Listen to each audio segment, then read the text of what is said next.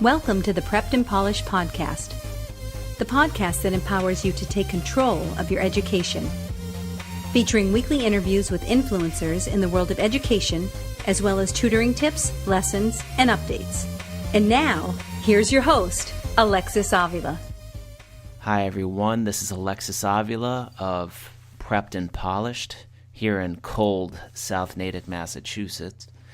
And Prepped and Polished is a tutoring and test prep firm, and we provide in-person and online tutoring for those preparation tests, like the SAT, ACT, grad school, and private school tests. And then we do academic subject tutoring, all one-on-one. For more information, please check out preppedandpolished.com.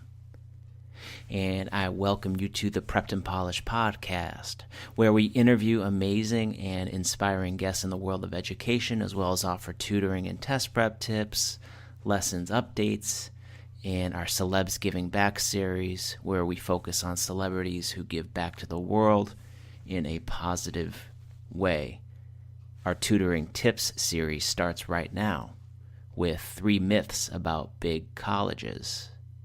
And get to know the Prepped and Polished community. You can find us on Facebook at Prepped and Polished, as well as on Twitter. The handle on that is at Prepped Polished.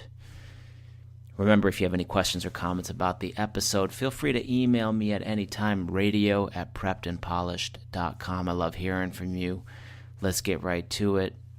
3 myths about big colleges. So, there are a lot of myths about big schools, and they're not true. So let's basically eliminate these myths and tell you about the truths. So let's start with myth number 1 about big colleges. Myth number 1 is big colleges don't have small class sizes. And that's a myth. I went to a big college. I had class sizes of 10 in some of my classes. Sure, freshman year, you might be stuck in a huge lecture hall of 250 kids at a big college. But then, sophomore year, junior year, senior year, the class size trickles down as you start to develop your specialty in your major.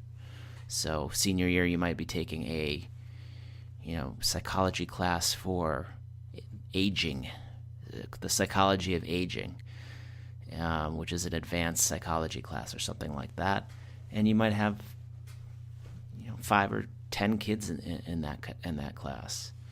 Or I had a literature class sophomore year called Hero and the Outcast, and it was a literature class, and I think there was only 12 kids in that. And I went to University of Michigan. That's a big college.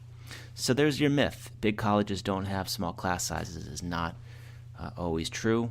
Let's go to myth number 2. Myth number 2 is big colleges have an out-of-control Animal House-like quality to its party scene, so therefore you will not get anything done. And that's not true.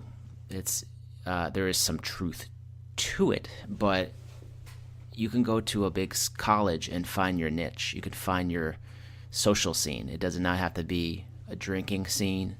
It can be going to karaoke on a weekend with your friends. There's lots of clubs and extracurricular activities where you can meet friends and not partake in binge drinking or any of that stuff. So you have control at big colleges, and you have a lot of choices at big colleges. And what the myth is not all the choices have an out-of-control party scene.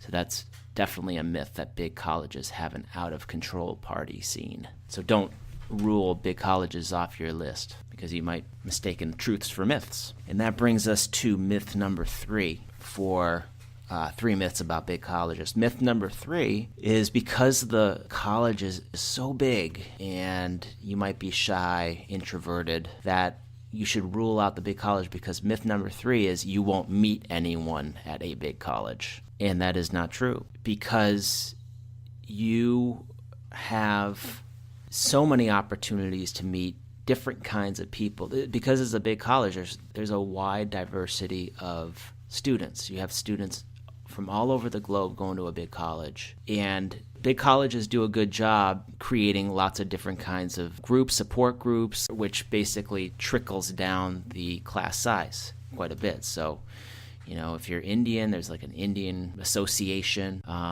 where you'll feel very much at home, and they get together and have culture nights. And that applies to pretty much each culture, religion. You'll find a group for your particular denomination on campus. So you don't have anybody holding your hand and leading you to the water, but you have to go to the student union and find out where and when these groups, activities, these clubs, when they meet. And, the same thing applies to sports. There's lots of sports. You don't have to play Division I to meet people playing sports. You can meet lots of like-minded athletic friends at the gym, at the huge gym facilities, athletic facilities that they have at colleges, and sign up for intramural sports.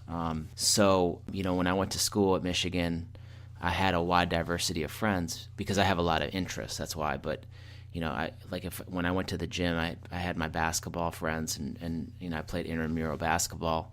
I did some boxing, so I joined the boxing club, and I met 4 or 5 guys in that club.